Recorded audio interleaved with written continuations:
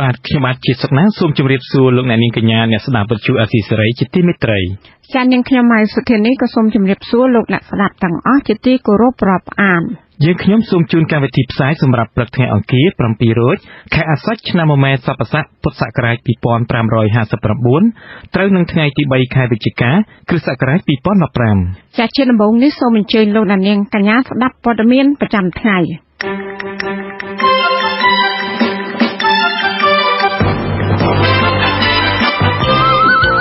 លោកគង់គួមលាលែងពីឆាកនយោបាយ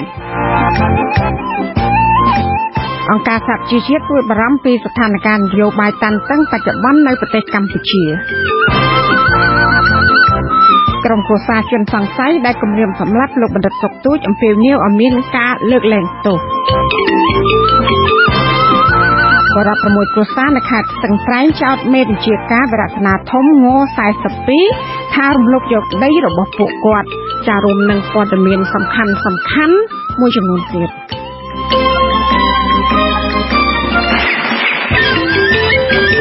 ជាបន្តទៅទៀតនេះនាងខ្ញុំម៉ៃសុធានីសូមជូនព័ត៌មានពិស្ដា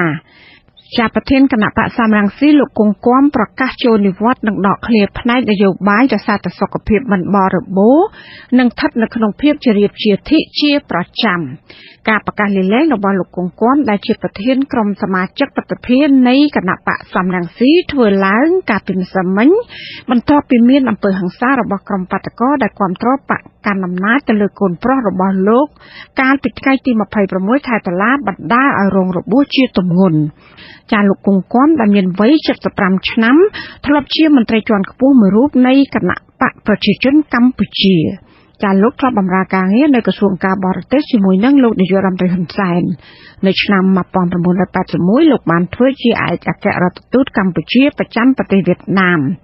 ចាលោកបានឡើងតំណែងជាអនុរដ្ឋមន្ត្រីក្រសួងការបរទេសកម្ពុជានិងជាសមាជិកការិយាល័យមជ្ឈិមបក្សនៃគណៈបកប្រជាជនកម្ពុជានៅឆ្នាំ1985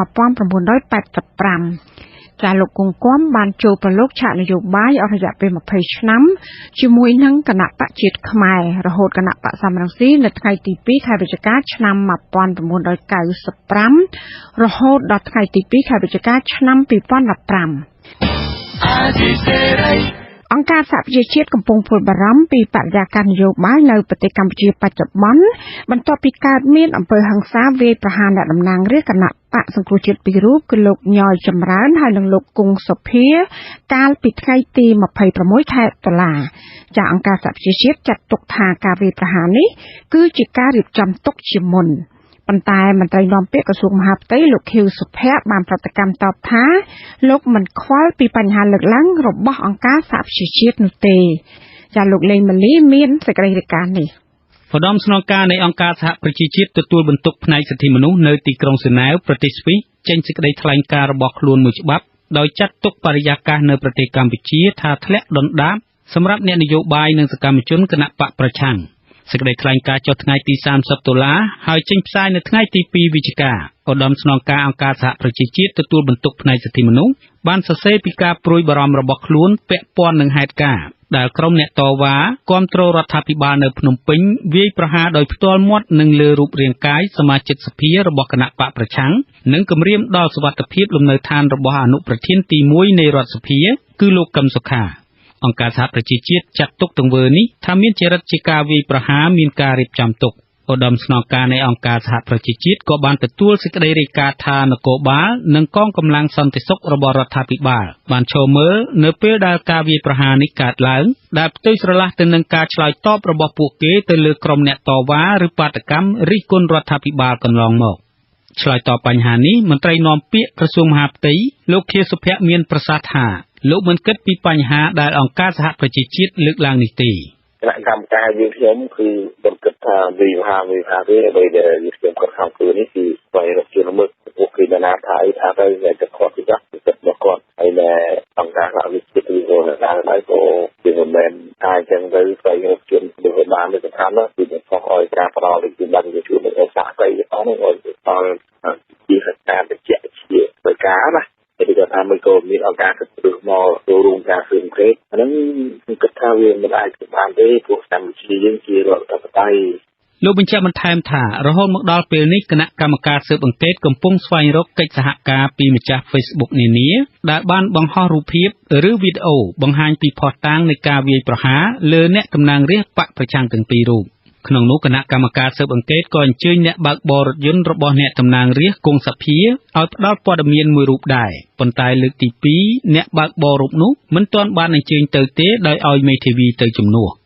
ចំពោះសំណួរតាក់ទងនឹងរូបថតនិងវីដេអូរបស់យោធិនមួយរូបដែលគេពិពណ៌នាថាជាកងអង្គរៈរបស់នាយករដ្ឋមន្ត្រីហើយត្រូវគេបង្ហោះផ្សព្វផ្សាយពេញបណ្ដាញ Facebook នោះលោកខៀវសុភ័ក្រថ្លែងថាមិនទាន់យកជាការបាននៅឡើយទេយើងរហូតមកពេលយើងមិនទាន់ថាអ្នកណាទេពួកយើងមិនទាន់អាចថាបានប្រសិនមកមិនទាន់នឹងដាក់ស្អីទៅឧទាហរណ៍ថាយើងឃើញរូបណារូបការធ្វើការចាប់ប្រកាន់មកថ្លៃទៅលើយើងហៅថាតែពោះតាំងរឹងមាំបាលាស់តាមផ្លូវច្បាប់ឧត្តមស្នងការនៃអង្គការសហប្រជាជាតិទទួលបន្ទុកផ្នែកសិទ្ធិមនុស្សគូបញ្ជាក់ទៀតថាសិទ្ធិជួបប្រជុំដោយសន្តិវិធីនិងសេរីភាពបញ្ចេញមតិគឺជាសិទ្ធិរបស់បុគ្គលគ្រប់រូបដោយមិនគិតពីគំនិតនយោបាយឬគំនិតផ្សេងទៀតឡើយសេចក្តីថ្លែងការណ៍សរសេរបន្តថាវាជាការទទួលខុសត្រូវរបស់រដ្ឋាភិបាលក្នុងការធានាថាបុគ្គលទាំងឡាយមិនត្រូវបានគេកំណត់គោលដៅសម្រាប់នានាការនយោបាយរបស់ខ្លួនឬសម្រាប់ការសម្ដែងមតិជំទាស់ឡើយថ្មីបើឧត្តមស្នងការនៃអង្គការសហប្រជាជាតិទទួលបន្ទុកផ្នែកសិទ្ធិមនុស្សស្វាគមន៍រដ្ឋាភិបាលកម្ពុជាដែលបង្កើតគណៈកម្មការស៊ើបអង្កេតលើឧបាតុហេតុវាយប្រហារអ្នកតំណាងរាស្ត្របកប្រឆាំងពីររូបនោះក្តីក៏ឧត្តមស្នងការនៃអង្គការសហប្រជាជាតិបញ្ជាក់បន្ថែមថាដើម្បីឲ្យជឿទុកចិត្តបានលុះត្រាតែការស៊ើបអង្កេតនេះធ្វើឡើងដោយឯករាជ្យមិនលំអៀងធ្វើដោយហ្មត់ចត់និងឆាប់រហ័សជនណាដែលទទួលខុសត្រូវចំពោះអំពើហិង្សានេះត្រូវតែបាននាំខ្លួនទៅតុលាការដើម្បីផ្តន្ទាទោសតាមច្បាប់ឧត្តមស្នងការនៃអង្គការសហប្រជាជាតិទទួលបន្ទុកសិទ្ធិមនុស្សក៏ជំរុញឲ្យរដ្ឋាភិបាលចាត់រាល់វិធានការចាំបាច់នានាដើម្បីធានាសន្តិសុខរបស់អ្នកតំណាងរាស្ត្រដែលប្រជាពលរដ្ឋកម្ពុជាបោះឆ្នោតឲ្យតាមបែបប្រជាធិបតេយ្យដោយមិនគិតពីនានាការនយោបាយរបស់ពួកគេទេហើយក៏ត្រូវធានាដែរថាកងយោធពលខេមរៈភូមិន្ទនិងកងកម្លាំងសន្តិសុខរបស់រដ្ឋត្រូវគោរពទាំងស្រុងនៅក្រមសីលធម៌សម្រាប់មន្ត្រីប្រតិបត្តិច្បាប់តាមសេចក្តីសម្រេចរបស់អង្គការសហប្រជាជាតិខ្ញុំបាទលេងម៉ាលីវិទ្យុអាស៊ីសេរីពីរាជធានីភ្នំពេញចាលោកសំរងស៊ីប្រធានគណៈបកជំទាស់អះអាងថាវប្បធម៌សន្តិនិកមានសារៈសំខាន់និងនៅតែជាយន្តការចាំបាច់សម្រាប់កម្ពុជាបញ្ហានេះមន្ត្រីជាន់ខ្ពស់គណៈបកប្រជាជនកម្ពុជាយល់ឃើញថាការពិតវប្បធម៌សន្តិនិកនេះវាពុំមែនជារឿងថ្មីឡើយសម្រាប់បកខ្លួនអ្នកវិភាគសង្គមចាត់ទុកថាបកនយោបាយធំទាំងពីរនៅតែរំលោភលើសេចក្តីទុកចិត្តគ្នាទៅវិញទៅមកបើទោះបីជាត្រូវចងដោយគោលការណ៍និងសេចក្តីថ្លែងការណ៍នយោបាយរួមកាលពីខែកក្កដាឆ្នាំ2014ក៏ដោយចាសសូមស្ដាប់សេចក្តីរាយការណ៍របស់លោកមុំមលីរតសារនយោបាយយ៉ាងខ្លីរបស់ប្រធានក្រុមតំណាងរាស្ត្រភាគតិចដែលបានបង្ហោះនៅលើបណ្ដាញសង្គម Facebook នោះលោកសង្កត់ធ្ងន់ថាស្ថានភាពនយោបាយសពថ្ងៃភាពចាំបាច់ក្រោយបញ្ចប់ទស្សនកិច្ចរបស់ខ្លួនលើកនេះគឺវប្បធម៌សន្តិនិកលោកសំរងស៊ីបានបង្ហោះសារនយោបាយដែលខ្លឹមសារជាភាសាខ្មែរនិងជាភាសាអង់គ្លេសផងហើយជាសារនយោបាយដ៏ខ្លីរបស់ខ្លួនពុំធ្លាប់មាននៅថ្ងៃទី2វិច្ឆិកាលើកពីសារៈសំខាន់និងភាពចាំបាច់នៃវប្បធម៌សន្តិនិកផ្ដើមចេញពីសារនយោបាយដ៏ខ្លីនេះហើយទំនងជាលោកសំរងស៊ីចង់ពិនិត្យមើលឡើងវិញឬថាអាចរឹតចំណងមិត្តភាពដែលកំពុងតែរង្គោះរង្គើនិងប្រេះឆាអំពីខ្លឹមសារនៃវប្បធម៌សន្តិនិកជាមួយដៃគូសន្តិនិករបស់ខ្លួនគឺគណៈបកប្រជាជនកម្ពុជាហើយមើលទៅបើទោះជាបែបណាលោកយ៉ែមបញ្ញរិទ្ធមន្ត្រីនាំពាក្យគណៈបក្សសង្គ្រោះជាតិបដិសេធថាលោកនៅពុំទាន់ប្រកាសនៅឡើយថាតើក្រោយពីបញ្ចប់ទស្សនកិច្ចវិញលើកនេះរបស់ប្រធានក្រុមតំណាងរាស្ត្រភាគតិចលោកសំរងស៊ីអាចនឹងផ្ដោតលើវប្បធម៌សន្តិនិកឬយ៉ាងណានោះទេយ៉ាងណាលោកយល់ឃើញថាគណៈបកជំទាស់នៅតែប្រកាន់គោលការណ៍និងគោរពកិច្ចព្រមព្រៀងនយោបាយរួមដែលគណៈបកនយោបាយទាំងពីរបានឯកភាពគ្នារួចមកហើយកាលពីថ្ងៃទី22កក្កដាឆ្នាំ2014ខ្ញុំមិនទាន់បានចារណាសម្រាប់ជាមួយគ្នានៅឡើយហើយឯកឧត្តមប្រធានលោ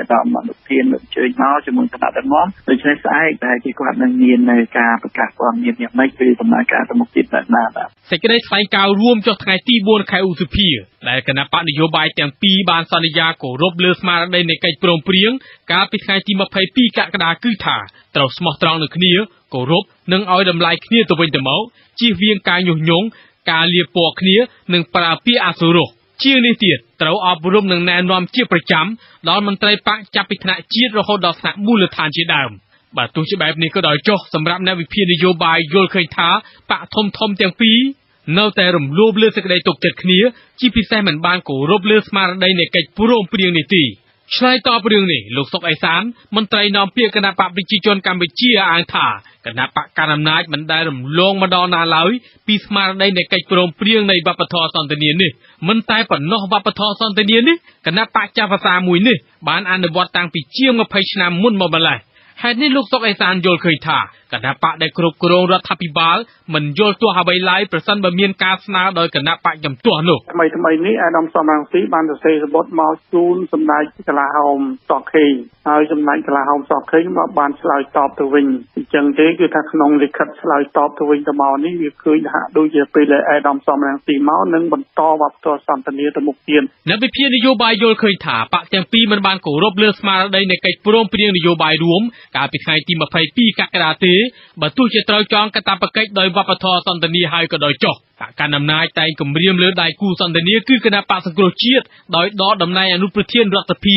ដែលរុញច្រានស្ថានភាពរហូតបង្កអំពើហិង្សាដាក់តំណាងរាស្ត្រ2រូបឲ្យរងរបួសធ្ងន់ថែមទៀតផងលើពីនេះទៀតនោះគឺបានធ្វើឲ្យកម្ពុជាក្លាយជាអធម្មនុញ្ញភាពដែលការដកតំណែងលោកកឹមសុខានេះធ្វើឡើងដោយឯកបកជាដើមអ្នកវិភាគនយោបាយលើកឡើងទៀតថាគណៈបកជំទាស់វិញបានប្រើសារនយោបាយវាយប្រហារបកកណ្ដាលអំណាចដោយប្រៀបប្រដូចលោកហ៊ុនសែនជាមេដឹកនាំផ្ដាច់ការមិនខុសពីលោកកាដាហ្វីឬថារបបដឹកនាំរបស់រដ្ឋាភិបាលបច្ចុប្បន្នមិនខុសពីរបបហ្វាស៊ីសនៅអ៊ីតាលីដែលតែងប្រើហិង្សាលើអ្នកប្រជាធិបតេយ្យនិងអ្នកដទៃទៀតឡើយសាស្ត្រាចារ្យផ្នែកវិទ្យាសាស្ត្រនយោបាយលោកសូចន្ទថាយល់ឃើញថាអ្នកនយោបាយនៅកម្ពុជានៅតែពុំទាន់មានភាពចាស់ទុំនៅឡើយទេម្យ៉ាងវិញទៀតបកទាំងពីរបានរំលោភលើកិច្ចព្រមព្រៀងនយោបាយរួមដែលម្ខាងសន្យាថានឹងគោរពដោយភាពស្មោះត្រង់នឹងគ្នារួចទៅហើយលោកសូចន្ទថាអះអាងថាលោកនៅតែមើលពុំទាន់ឃើញថាអ្នកនយោបាយជាន់ខ្ពស់ដែលមកពីបកផ្សេងគ្នានេះបានឯកភាពដោយការសន្យានៅឡើយថែមទៀតផងកិច្ចព្រមព្រៀងនេះហាក់មានភាពផុយស្រួយដែលភាគីទាំងសងខាងហ្នឹងមិនបានអនុវត្តឲ្យបានប្រតិភាពនោះបាទលោកនាយករដ្ឋមន្ត្រីហ៊ុនសែនតែគម្រាមលុបចោលវប្បធម៌សន្តិនិកនេះជាញឹកញាប់ថាបើបកជំទាស់នៅតែបន្តវាយប្រហារមកលើរដ្ឋាភិបាលជាពិសេសលោកហ៊ុនសែនផ្ទាល់វប្បធម៌សន្តិនិកនេះនឹងពុំមានន័យអ្វីទៀតឡើយខ្ញុំមកមនីរតវិទ្យុអាស៊ីសេរីភ្នំពេញលោកអ្នកនាងកំពុងស្ដាប់កម្មវិធីផ្សាយរបស់វិទ្យុអាស៊ីសេរីពីរដ្ឋធានី Washington សហរដ្ឋអាមេរិកស្ថានភាពនយោបាយនៅក្នុងប្រទេសកម្ពុជាអាចឡើងកម្ដៅទៅបានគឺដោយសារអ្នកនយោបាយបានបង្កើតបញ្ហាប្រឈមមុខដាក់គ្នាតាមរូបភាពផ្សេងៗតែកម្ដៅនយោបាយនាដំណាក់កាលថ្មីចុងក្រោយនេះចាប់ផ្ដើមពីសារនយោបាយពាក្យសម្ដីឌឺដងដាក់គ្នាអ្វីខ្លះលោកអ្នកនាងនៅបានស្ដាប់សេចក្តីរាយការណ៍ពិស្ដារអំពីរឿងនេះនៅក្រោយព័ត៌មានប្រចាំថ្ងៃនាពេលបន្តិចទៀតនេះតកតងនឹងករណីគម្រាមសម្លាប់លោកបណ្ឌិតសុកទូចប្រធានក្រុមការងារស្រាវជ្រាវកិច្ចការព្រំដែនភរិយាជនសង្ស័យអំពាវនាវឲ្យតុលាការពិចារណាទម្លាក់ការចោទប្រកាន់ស្វាមីគាត់ដែលកំពុងជាប់ឃុំហើយនឹងស្នើលោកសុកទូចដកពាក្យបណ្ដឹងពីតុលាការប៉ុន្តែលោកសុកទូចលើកឡើងថាលោកមិនមែនជាដើមបណ្ដឹងក្នុងការចាប់ខ្លួនជនសង្ស័យនេះទេអ្នកស្រីខែសំណងមានសេចក្តីរាយការណ៍ក្រុមគ្រួសារនិងជនសង្ស័យគម្រាមសម្លាប់លោកបណ្ឌិតសុកទូចបានសរសេរលិខិតអំពាវនាវពីពន្ធនាគារដើម្បីស្វែងរកអន្តរាគមន៍ពីលោកសុកទូចសូមដោះលែងឲ្យមានសេរីភាពភរិយារបស់បុរសជាជនសង្ស័យឈ្មោះផង់សីហាលោកស្រីម៉ៅសុភ័ក្រដែលមានកូននៅក្នុងផ្ទៃរស់នៅភូមិក្បាលខ្នល់ឃុំទួលសុភីស្រុកអូរាំងឪខេត្តត្បូងឃ្មុំថ្លែងទាំងទឹកមុខក្រៀមក្រំថានាងនិងស្វាមីកំពុងជាប់ឃុំបានសរសេរលិខិតមួយស្នើសុំឲ្យលោកបណ្ឌិតសុកទូចដែលបច្ចុប្បន្នជាប្រធានក្រុមការងារស្រាវជ្រាវកិច្ចការព្រំដែនដកពាក្យបណ្ដឹងនិងលើកលែងទោសចំពោះស្វាមីគាត់ដែលបានគម្រាមសម្លាប់លោកសុកទូចតាមបណ្ដាញសង្គម Facebook ហេតុផលនៃការស្នើសុំនេះលោកស្រីបញ្ជាក់ថាដោយសារស្ថានភាពជីវភាពគ្រួសារក្រលំបាកហើយស្វាមីរបស់គាត់ជាអ្នកចែករំលែកឬ share បន្តពីគេដើម្បីបង្ហោះតែប៉ុណ្ណោះទីណាមួយនាងខ្ញុំចិត្តគ្រប់ខែនឹងបានឲ្យគាត់រកស៊ីចិញ្ចឹមនាងខ្ញុំវិញគាត់ធ្វើដំណងនៅខ្មែរក៏ធ្វើទៅថៃក៏ធ្វើ មុនពេលទៅហ្នឹងនាងខ្ញុំចងការគេទៅអញ្ចឹងមិនទាន់បាននឹងដោះការគេហើយផងក៏ត្រូវជាប់ពន្ធនាគារអញ្ចឹង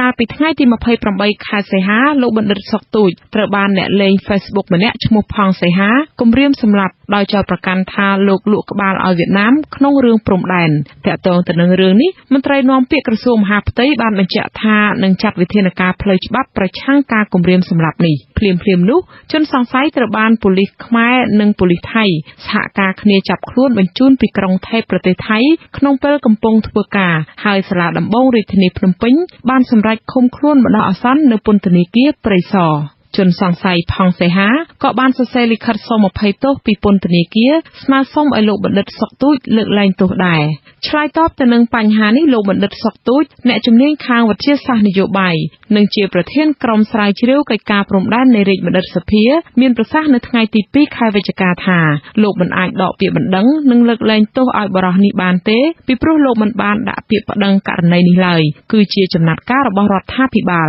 ប៉ុន្តែលោកអាចជួយសម្របសម្រួលបន្ទាប់ពីតុលាការជំនុំជម្រះលើសំណុំរឿងនេះ ក្រោយពីតុលាការគេសម្រេចហើយទូរទស្សន៍តុលាការគេអស់ហើយក្នុងនាមខ្ញុំនឹងខ្ញុំទៅសេរីខិតទៅរដ្ឋាភិបាលឬក៏ទៅព្រះមហាក្សត្រខាងក្នុងនាមខ្ញុំជាជនរងគ្រោះថា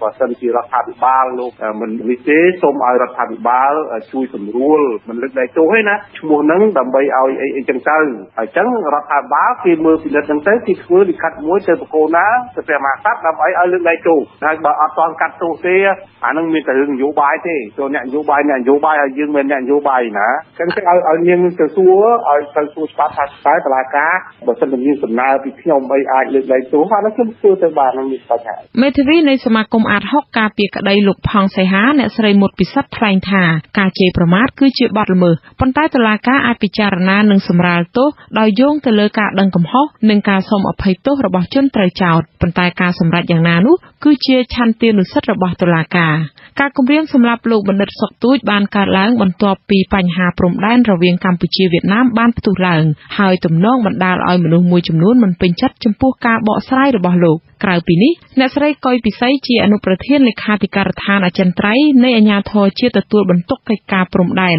ក៏រងការជេរប្រមាថតាមបណ្ដាញសង្គម Facebook ដូចគ្នាពាក់ព័ន្ធទៅនឹងរឿងគំរាមសម្លាប់តាម Facebook នេះដែរកាលពីថ្ងៃសុក្រទី 30 ខែតុលាតុលាការខេត្តសៀមរាបបានសម្រេចដោះលែងឲ្យយុវជនឈ្មោះតៅសាវឿនដែលគំរាមដាក់គ្រាប់បែកសម្លាប់លោកសខេងឧបនាយករដ្ឋមន្ត្រីនិងជារដ្ឋមន្ត្រីក្រសួងមហាផ្ទៃឲ្យនៅក្រៅឃុំបណ្ដោះអាសន្នបន្ទាប់ពីកាត់ទោសឲ្យជាប់ពន្ធនាគារ15ខែប៉ុន្តែអនុវត្តទោសឲ្យជាប់ពន្ធនាគារតែ1ខែ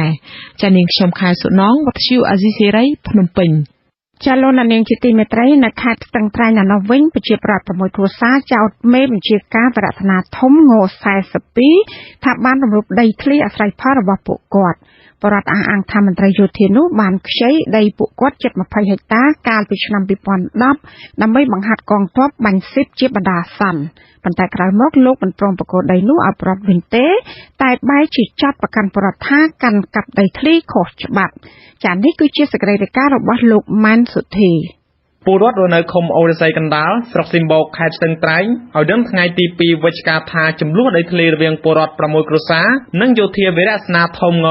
42បានអូសបន្លាយជាង5ឆ្នាំមកហើយនៅមិនទាន់ដោះស្រាយបញ្ចប់នៅឡើយទេពលរដ្ឋអះអាងថាមន្ត្រីយោធាទាំងនោះព្យាយាមកាន់កាប់ដីធ្លីនៅតំបន់នោះជាទីតាំងបាញ់ស៊ីបសម្រាប់សមយុទ្ធចំនួនជិត20ហិកតាស្ថិតនៅភូមិអូកាឌៀឃុំអូក្រៀងស្រុកសម្បូរខេត្តក្រចេះជាប់ព្រំប្រទល់ខេត្តស្ទឹងត្រែងតំណាងពលរដ្ឋរស់នៅឃុំអូរស័យកណ្ដាលអ្នកស្រីផាន់ស៊ីណាចោទប្រកាន់ថាមេបញ្ជាការវីរៈស្នាធំង42ចំណោទឲ្យភូមិភាគ1លោកអៀងសមុទ្រមានចេតនារំលោភយកដីពលរដ្ឋចំនួន6គ្រួសារទំហំដីជិត20ហិកតាតាំងពីឆ្នាំ2010អ្នកស្រីបន្តថាយោធាទាំងនោះធ្វើទុកបុកម្នេញពលរដ្ឋដោយកាប់បំផ្លាញផលដំណាំអ្នកភូមិនៅពេលយប់និងគំរាមកំហែងដោយអាវុធព្រមទាំងហាមឃាត់ពលរដ្ឋមិនឲ្យអាស្រ័យផលលើដីនោះដាច់ខាតអ្នកស្រីបញ្ជាក់ថាពលរដ្ឋ6គ្រួសារបានកាន់កាប់ដីនេះតាំងពីឆ្នាំ1997និងមានអាជ្ញាធរមូលដ្ឋាននឹងលើទៀតផងចាខ្ចីបាញ់ស៊ីបដីខ្ចីបាញ់ស៊ីបជាប់ខ្ញុំហ្នឹង គេប្រគល់ឲ្យវិញដីបងប្អូនគេតែពេលដីខ្ញុំ6គ្រួសារហ្នឹងគេអត់ឲ្យទេពួកគេលេងមកក្បាច់នេះទៅឲ្យប្រជាពលរដ្ឋខ្វល់ខ្វាយចិត្តបដ ாய் ហ្នឹងណាក្មួយហ្នឹងគេទៅបំផ្លាញមិនឲ្យធ្វើអីហ្នឹងណាឆ្លើយតបការចោទប្រកាន់នេះមេបញ្ជាការរងភូមិភាគ1លោកនាមអៀងថ្លែងបញ្ជាក់ថាទីតាំងដីដែលយោធាហាត់បាញ់ស៊ីបនោះគឺមេបញ្ជាការភូមិភាគ1បានស្នើសុំទៅអាជ្ញាធរខេត្តក្រចេះដោយមានការឯកភាពពីអគ្គបញ្ជាការលោកប៉ុលសរឿននៅសំណាននោះចំណែកអាជ្ញាធរខេត្តក្រចេះក៏សម្រេចយល់ព្រមប្រគល់ដីនោះដល់វិរៈស្នាធំង42ចំណោះឲ្យយុទ្ធភូមិភាគ1ក៏គាត់សុំវាស់វែងស្អីគេហ្នឹងប៉ុន្តែតាមពិតហ្នឹងអាជ្ញាធរអីក្រុមយុវជនវាស់វែងកាលពីមុនហ្នឹងគេមិនវាស់ឲ្យទេព្រោះពាក់ព័ន្ធនឹងដី10ស្នាមរបស់ភូមិភាគដែលគេមានបាញ់ស៊ីបហើយរាល់ថ្ងៃហ្នឹងក៏ដំណើរការបាញ់ស៊ីបនឹងដែរកាលពីថ្ងៃទី3សីហាឆ្នាំ2015អាជ្ញាធរមូលដ្ឋានរួមទាំងអាវុធហត្ថនិងយោធាបានចុះដាក់ស្លាកហាមឃាត់ពលរដ្ឋមិនឲ្យធ្វើចំការឬអាស្រ័យផលនៅទីតាំងនោះដោយស្មានថាអាជ្ញាធរខេត្តសម្រេចប្រគល់សិទ្ធិឲ្យទៅយោធាភូមិភាគ1កាលពីអតីតអភិបាលខេត្តក្រចេះលោកខំភឿនជាអភិបាលខេត្តករណីនេះដែរមេឃុំអូគ្រៀងលោកកៅបុផានិយាយថាដីនៅតំបន់នោះអាជ្ញាធរខេត្តបានសម្រេចប្រគល់សិទ្ធិឲ្យទៅនាយសេនាធិការវិរៈស្នាធំលេខ42ចំណោះឲ្យភូមិភាគ1ដើម្បីជាទីតាំងបាញ់ស៊ីបព្រោះជាដីតំបន់ភ្នំលោកអះអាងថាអាជ្ញាធរសម្រេចប្រគល់ដីនេះជូនយោធាដោយសារតែពលរដ្ឋពុំមានឯកសារកាន់កាប់ដីធ្លីកម្មសិទ្ធិស្របច្បាប់នោះទេគ្រប់ឯកសារពាក់ព័ន្ធគាត់អត់មានអីសោះយើងពិបាកសម្អាងថាតើគាត់កាន់កាប់ពីឆ្នាំណាមកមន្ត្រីស៊ើបអង្កេតនៃសមាគមការពារសិទ្ធិមនុស្សអាត់ហុកខេត្តក្រចេះដែលចូលអង្កេតករណីនេះលោកដិនខូនីរកឃើញថាពលរដ្ឋ6គ្រួសារមានលិខិតកាន់កាប់ដីធ្លីរបស់អតីតមេឃុំចាស់តាំងពីឆ្នាំ2005និងមានសាលាកបាត់របស់ក្រុមនិស្សិតវាស់វែងកាលពីឆ្នាំ2012លោកបញ្ជាក់ថាអាជ្ញាធរខេត្តក្រចេះពុំបានចុះស៊ើបអង្កេតឲ្យស៊ីជម្រៅករណីនេះស្រាប់តែប្រគល់ដីដែលពលរដ្ឋកំពុងអាស្រ័យផលជាទីតាំងបាញ់ស៊ីបដោយគ្មានសំណងទូទាត់អាជ្ញាធរមុននឹងកាត់ដីនឹងឲ្យទៅទីហ៊ានទីមួយគឺទៅចង់ទៅស៊ើបអង្កេតថាតើដីនឹងដីទំនេរឬក៏ដីរបស់ប្រជាពលរដ្ឋឬដីរបស់បុគ្គលណាមួយហើយផ្ទុយទៅវិញការកាត់ឲ្យនឹងគឺដីនឹងគឺវាមិនស័ក្តិសមក្នុងការជាកន្លែងសម្រាប់បាញ់ទីរបស់ទាហានទេព្រោះវាចិត្តភូមិរបស់ប្រជាពលរដ្ឋនិងចិត្តផ្លូវជាតិកាលពីខែកក្កដាឆ្នាំ2015ពលរដ្ឋជាង30នាក់រស់នៅឃុំអូរស័យកណ្ដាលបានផ្តិតមេដាយធ្វើជាសាក្សីដឹងឮថាដីនោះស្ថិតនៅភូមិអូកណ្ដៀឃុំអូគ្រៀងជាប់ផ្លូវជាតិលេខ 7A ពិតជាដីកម្មសិទ្ធិគ្រប់គ្រងរបស់ពលរដ្ឋចំនួន6គ្រួសារពិតមែនចំណែកពលរដ្ឋទាំង6គ្រួសារនោះក្រុងដាក់ញត្តិសុំការអន្តរាគមន៍ទៅរដ្ឋសភាខុទ្ទកាល័យនាយករដ្ឋមន្ត្រីនិងស្ថាប័នពាក់ព័ន្ធមួយចំនួនទៀតខ្ញុំម៉ែនសុធីវិសុអាស៊ីសេរីពីខេត្តស្ទឹងត្រែងចាតតងនឹងបញ្ហាដីធ្លីនេះដែរប្រជាប្រដ្ឋនៅស្រុកសំឡូតខេត្តបាត់ដំបងចាប់ប្រកាន់មេភូមិថាខុបខិតគ្នាជាមួយនឹងមន្ត្រីក្រមអាវ៉ាតយកដីសាលារៀនលក់ធ្វើជាប្រយោជន៍ផ្ទាល់ខ្លួនប៉ុន្តែមេភូមិបដិសេធចំពោះការចាប់ប្រកាន់នេះលោកហ៊ុំចម្រើនរាយការណ៍ជុំវិញបញ្ហានេះដូចតទៅប្រជាពលរដ្ឋនៅតំបន់សាលារៀននៃស្រុកសំឡូតនោះសម្ដែងការមិនពេញចិត្តទៅនឹងទង្វើរបស់អាជ្ញាធរភូមិនេះថាជាសកម្មភាពមួយធ្វើឲ្យទីធ្លាសាលាកាន់តែរួញតូចនិងនាំឲ្យលំបាកដល់ការសាងសង់អគារទៅថ្ងៃអនាគតប្រជាពលរដ្ឋមួយចំនួនរស់នៅភូមិចម្លងរមាំងលើឃុំអូសំរិលស្រុកសំឡូតខេត្តបាត់ដំបងថ្លែងនៅថ្ងៃទី2វិច្ឆិកាថាតំណាងមេភូមិចម្លងរមាំងលើគឺលោកអ៊ុំឈុនបានខុបខិតគ្នាជាមួយមេភូមិយកដីសាលាបឋមសិក្សាវាថ្មនៃឃុំអូសំរិលស្រុកសំឡូតមានទំហំប្រមាណ80ម៉ែត្រគុណនឹង300ម៉ែត្រក្នុងចំណោមផ្ទៃដី160ម៉ែត្រគុណនឹង300ម៉ែត្រលក់ទៅឲ្យប្រជាពលរដ្ឋក្នុងភូមិអ្នកមានលុយមានកាក់ដោយពុំមានការឯកភាពពីអ្នកភូមិឡើយអ្នកភូមិព្រួយបារម្ភខ្លាចអាជ្ញាធរលក់ដីសាលាអស់ហើយពុំមានដីសាងសង់អគារជាប្រយោជន៍សាធារណៈនិងពុំមានទីធ្លាសម្រាប់ក្មេងលេងទៅថ្ងៃខាងមុខហើយកាលពីក្បាល160ហ្នឹងបដោយ300ហ្នឹងអាហ្នឹងសម្រាប់ថាចង់ធ្វើជាមន្ទីរភូមិចង់ធ្វើជាមណ្ឌលសុខភាពកសាងអីផ្សេងៗអាហ្នឹងវាទីធ្លាហ្នឹងវាបានល្អតពេលកាលណាបាច់លក់អញ្ចឹងទៅវាមានបានអីធ្វើទីធ្លាដូចជាក្មេងលេងបាល់ក្មេងលេងកីឡាបាល់ទាត់បាល់ទះអីវាអត់មានឆ្លើយតបនឹងការចោទប្រកាន់នេះមេភូមិចម្លងរមាំងលើលោកលក្ខសវុនមានប្រសាសន៍ថាអាជ្ញាធរភូមិពុំបានយកដីសាលារៀនទៅលក់ធ្វើជាប្រយោជន៍ផ្ទាល់ខ្លួនដោយការចោទប្រកាន់របស់ប្រជាពលរដ្ឋនោះទេលោកបញ្ជាក់ថាដីដែលប្រជាពលរដ្ឋអះអាងថាតំណាងអាជ្ញាធរភូមិលក់ទៅឲ្យប្រជាពលរដ្ឋក្បែរសាលានោះគឺជាដីកម្មសិទ្ធិរបស់បុគ្គលហើយពុំមានពាក់ព័ន្ធនឹងដីសាលារៀនឡើយបាទទេអត់អីទេអានឹងនោះវាបើគេតវ៉ាអញ្ចឹងវាជាការល្អតើប្រជាពលរដ្ឋនឹងមិនទាន់ច្បាស់ទេនៅឡើយទេដីនឹងមិនមែនជាដីសាលារៀនទេដីដែលគេលក់នឹងគឺដីលោរបស់គេទេដីសាលារៀនគឺគេមានរបស់គេបំរុងខ្លាចរបស់គេហើយទោះយ៉ាងនេះក្តីប្រជាពលរដ្ឋព្រមគណៈកម្មការសាងសង់សាលាអះអាងថាដីដែលអាជ្ញាធរភូមិលក់ឲ្យប្រជាពលរដ្ឋនោះពិតជាដីរបស់សាលា ហើយអាជ្ញាធរបានជ្រៀលដីសាលាលក់បន្តបន្ទាប់ជាច្រើនឆ្នាំមកហើយតាក់ទងនឹងបញ្ហានេះមន្ត្រីសម្របសម្រួលសមាគមការពារសិទ្ធិមនុស្សអាត់ហុកខេត្តបាត់ដំបងលោកយិនមេងលីមានប្រសាសន៍ថាលោកបានទទួលដំណឹងជំវិញការលក់ដីរបស់សាលានេះពីប្រជាពលរដ្ឋដែរប៉ុន្តែលោកពុំដឹងថាដីនោះយ៉ាងណាច្បាស់លាស់នៅឡើយទេទោះយ៉ាងណាលោកពន្យល់ថាប្រសិនបើដីនោះជាដីកម្មសិទ្ធិរបស់សាលាដែលបានចុះបញ្ជីកម្មសិទ្ធិដីធ្លីត្រឹមត្រូវគឺមិនអាចបុគ្គលណាយកដីនោះទៅលក់ធ្វើជាកម្មសិទ្ធិផ្ទាល់ខ្លួនបាននោះទេតែឥឡូវបើបញ្ហានេះវាកើតមានឡើងខ្ញុំនឹងយកកង្វល់របស់ប្រជាពលរដ្ឋខ្ញុំនឹងយកព័ត៌មានដែលខ្ញុំទទួលបានពីប្រជាពលរដ្ឋជម្រាបជូនអភិបាលស្រុកឲ្យអភិបាលស្រុកធ្វើការអង្កេតឬក៏ចុះទៅពិនិត្យនៅទីតាំងតំបន់នោះដើម្បីធ្វើអន្តរាគមន៍ប្រសិនបើអាជ្ញាធរមានបំណងចង់លក់ដីសាលារៀនពិតប្រាកដដែរទោះយ៉ាងណាប្រជាពលរដ្ឋបាននាំគ្នាផ្តិតស្នាមមេដៃបានចំនួន150នាក់ដើម្បីដាក់ទៅឲ្យអាជ្ញាធរស្រុកសំឡូតសុំឲ្យជួយដោះស្រាយនិងឲ្យមេភូមិបញ្ឈប់លក់ដីសាលាបន្តទៀតសាលាបឋមសិក្សាវាថ្មមានអគារចំនួន1ខ្នងមាន2បន្ទប់ហើយមានគ្រូបង្រៀនចំនួន2នាក់និងមានសិស្សកំពុងសិក្សាប្រមាណ60នាក់ខ្ញុំហុំចម្រើនវិទ្យុអាស៊ីសេរីពីខេត្តបាត់ដំបងចាចំណែកនៅខេត្តកោះកុងប្រជាប្រដ្ឋប្រមាណជាជិត100នាក់នៅតែបន្តនាំគ្នាតវ៉ាចូលដល់ថ្ងៃទី4ហើយកាលពីថ្ងៃច័ន្ទម្សិលមិញគឺនៅក្បែរស្នាក់ការក្រុមហ៊ុនចិនឈ្មោះ Union ដើម្បីទាមទារឲ្យក្រុមហ៊ុននេះបញ្ឈប់ការឈូសឆាយផលដំណាំរបស់ពួកគាត់ចាស់កងកម្លាំងសមត្ថកិច្ចនិងសន្តិសុខក្រុមហ៊ុននៅតែដាក់ពង្រាយចាំឃ្លាំមើលបរិបទទាំងនោះដោយពុំទាន់មានកិច្ចអន្តរាគមន៍ដោះស្រាយយ៉ាងណានោះឡើយលោកសេកបណ្ឌិតមានសេចក្តីរាយការណ៍នេះតំណាងប្រជាពលរដ្ឋដែលធ្វើកោតកម្មនៅថ្ងៃទី2វិច្ឆិកាបានឲ្យដឹងថាការធ្វើកោតកម្មរបស់ពួកគាត់ដោយបោះតង់ជ្រោកនៅជិតក្រុមហ៊ុនទាំងថ្ងៃទាំងយប់នោះកំពុងជួបការលំបាកដោយខ្វះទឹកម្ហូបអាហារសម្រាប់បរិភោគអ្នកភូមិម្នាក់ឈ្មោះអ៊ុតមូនរស់នៅភូមិគៀនប្រង់ឃុំកោះស្ដេចស្រុកគិរីសាគរបានឲ្យដឹងថា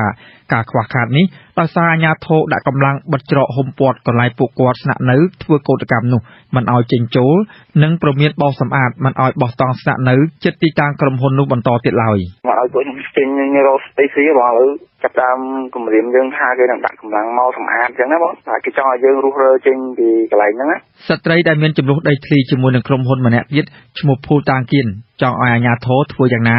កុំឲ្យក្រុមហ៊ុនរំខានដល់ការធ្វើស្រែចម្ការនិងដោះស្រាយសំណងសមរម្យយុត្តិធម៌ជូនពលរដ្ឋជាជាងការដាក់កម្លាំងគំរាមកំហែងការតវ៉ាដោយអហិង្សាដើម្បីការពារទ្រព្យសម្បត្តិស្របច្បាប់របស់ដូនតាគាត់ថ្ងៃអង្គការយកកូនចៅបងប្អូនទាំងអស់ហ្នឹងទៅក្រុមមុខក្រុមហ៊ុនវាទៅការពាររបស់វាជួយចការទាំងពីរទៀតយើងបានថាជួយពុកវាអញ្ចឹងណាបើយើងទៅ4 10នាក់វាដេញវាយម្ដងមួយយកមិនប៉ូលីសមកថាតិចហ្នឹងគេឈូសហើយយកអត្រាទៅយកដល់មកឈូសមនុស្សសម្កាត់ទៅបើយើងអត់ចេញអញ្ចឹងឆ្លើយតបនឹងការលើកឡើងរបស់ប្រជាពលរដ្ឋនេះអធិការរងស្រុកគិរីសាគរមានប្រសាសន៍បដិសេធចំពោះការចោទប្រកាន់របស់ប្រជាពលរដ្ឋអត់មានបញ្ហាទេណាមានណារាំងស្ទប់មិនឲ្យចូលស្បៀងចូលអត់មានផងគាត់ដឹកមកបានស្បៀងបានថាគោយន្តគួរអីដឹកក្រមកខាងគៀនប្រងមកឥឡូវគាត់រើទៅក្រមកហើយចំណែកមន្ត្រីអង្គការសិទ្ធិមនុស្សដែលបានចុះឃ្លាំមើលការតវ៉ាក្នុងរឿងនេះផ្ទាល់បានអង្កេតឃើញថាអាជ្ញាធរមានសមត្ថកិច្ចពិតជាបានហុំព័ទ្ធការធ្វើកោតកម្មរបស់ប្រជាពលរដ្ឋដោយមិនអោយអ្នកនៅសហគមន៍ផ្សេងៗដែលមានចំនួនដីធ្លីដូចគ្នាដែរនោះមកចូលរួមនិងយកស្បៀងអាហារចូលក្នុងបរិវេណបោះជំរំការតវ៉ានោះឡើយមន្ត្រីសម្របសម្រួលអង្គការលីកាដូប្រចាំខេត្តកោះកុងលោកអិនគូជិតមានប្រសាសន៍ថាលោកបារម្ភខ្លាចកម្លាំងសន្តិសុខក្រុមហ៊ុននិងអាជ្ញាធរប្រើហិង្សាបំបាច់ក្រុមអ្នកតវ៉ាទាំងនោះព្រោះមធ្យោបាយទី1របស់អាជ្ញាធរគឺមិនអោយអ្នកតវ៉ាយកស្បៀងអាហារចេញចូលនៅកន្លែងបោះជំរំតវ៉ានោះឡើយតាំងពីថ្ងៃទី1ខែវិច្ឆិកាអានឹងជាការរំលោភសិទ្ធិមនុស្សមួយធ្ងន់ធ្ងរលើសិទ្ធិក្នុងការមានចំណីអាហារហូបគ្រប់គ្រាន់អញ្ចឹងយើងសូមឲ្យអាជ្ញាធរទៅគិតពិចារណារឿងនេះវិញដើម្បីឲ្យពួកគាត់អាចទទួលបានស្បៀងនិងទឹកអីបានទទួលទានជាធម្មតាវិញបាទលោកស្រីភូតាំងគៀនឲ្យដឹងទៀតថាដីទំនាស់ដែលស្ថិតនៅក្នុងឃុំកោះស្ដេចស្រុកគិរីសាគរមានជាង 2000 ហិកតាពាក់ព័ន្ធនឹងប្រជាពលរដ្ឋជាង 300 គ្រួសារគឺជាគម្រោងអភិវឌ្ឍរបស់ក្រុមហ៊ុនដែលមិនទាន់មានការដោះស្រាយជូនពួកគាត់នៅឡើយប៉ុន្តែក្រុមហ៊ុនបានឈូសឆាយដំណាំនិងផ្ទះសម្បែងរបស់ពួកគាត់ឲ្យខូចខាតជាច្រើនជាមួយគ្នានេះដែរអ្នកភូមិអ៊ុតមូនបានបន្ថែមថាកន្លងមកអាជ្ញាធររបស់រដ្ឋាភិបាលជាច្រើនស្ថាប័នដែលពាក់ព័ន្ធក្នុងរឿងនេះបានគាំទ្រឲ្យមានការដោះស្រាយផ្ដល់សំណងសមរម្យនិងឲ្យផ្អាកការឈូសឆាយប៉ះពាល់ទៅលើដីពលរដ្ឋនិងត្រូវកាត់ជ្រឿដីរបស់ពួកគាត់ចេញដើម្បីឲ្យអភិវឌ្ឍនៅនឹងកន្លែងក៏ប៉ុន្តែខាងក្រុមហ៊ុនមិនដែលអនុវត្តតាមឡើយគេ គេអត់ដោះស្រាយឲ្យទីនៅបបត្តិយើងរហូតគេគ្រាន់តែមានពាក្យមួយត្រង់ថាយើងមិនច្បាស់ដែរលើតែមកថាគេនឹងឃ្វាលកាត់ឲ្យអញ្ចឹងណាប៉ុន្តែយើងចូលធ្វើអត់បានហើយយើងសូមឲ្យលិខិតអនុញ្ញាតធ្វើហ្នឹងក៏អត់បានដែរពលរដ្ឋដែលមានចំនួនដីធ្លីបាននាំគ្នាបោះតង់ស្នាក់នៅរោងចាំដំណោះស្រាយនេះក្បែរស្នាក់ការក្រុមហ៊ុនតាំងពីថ្ងៃទី30ខែតុលាមកដោយមានការឃ្លាំមើលពីក្រមប៉ូលីសទាហាននិងក្រមសន្តិសុខក្រុមហ៊ុនជាច្រើនអ្នកប៉ុន្តែពុំមានផ្ទុះអំពើហិង្សាមកលើក្រុមអ្នកតវ៉ានៅឡើយទេរហូតមកដល់ល្ងាចថ្ងៃទី2ខែវិច្ឆិកាខ្ញុំ